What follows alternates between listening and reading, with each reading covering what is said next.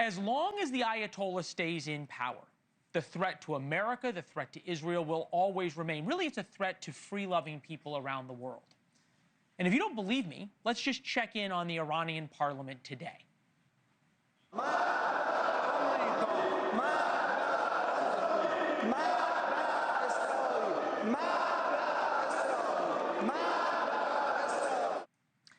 Evidently, the Israeli targeted strikes didn't get everybody, because if you missed the translation, they were chanting death to America.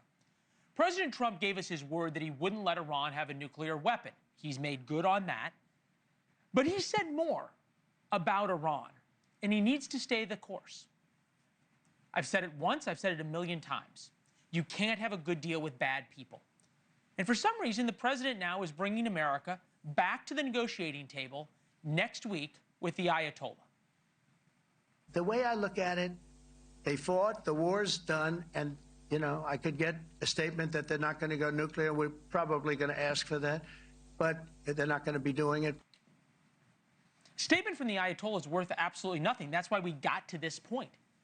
President Trump promises a briefing tomorrow about the state of Iran's nuclear program, as you heard, and there is good reason to believe this. The president says it's gone, as do the Israelis. Buried under the ground here at Fordo and other sites. You can see the entry points to the bomb that would have then collapsed the area where the centrifuges to enrich uranium are. For the last 24 hours, though, CNN and other outlets, along with their guests, were outraged over half-baked preliminary reports by the Pentagon's Defense Intelligence Agency. Now, that report said, in part, that the bombings on Iran's nuclear sites, with many caveats, may not have been all that effective. Says the core components of the nuclear program were not destroyed, and that neither was the enriched uranium. It says American bombs delayed Iran's nuclear program by only 3 to 6 months, according to 3 sources with knowledge of that report. Not exactly an obliteration. The administration casts any reporting on any questioning on the success of an incredibly difficult military operation as fake.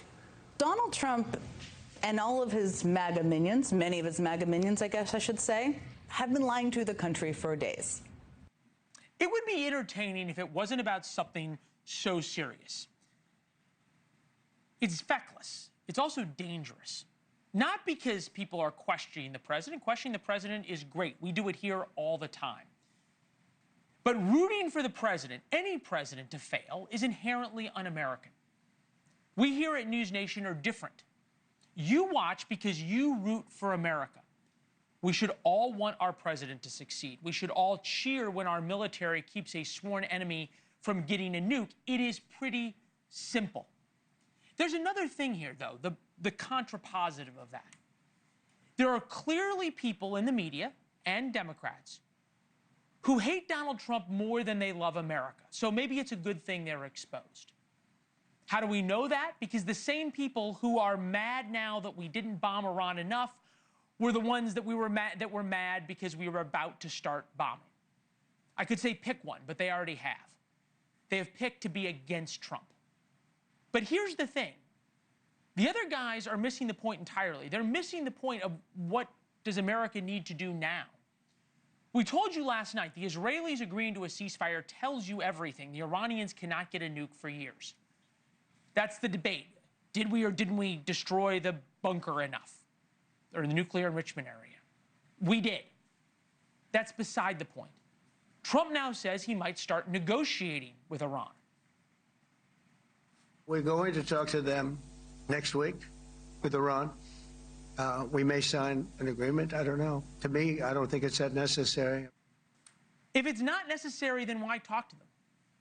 Trump loves making a deal. We'll be the first to tell you, a deal with Iran is a bad idea. They break every one of them.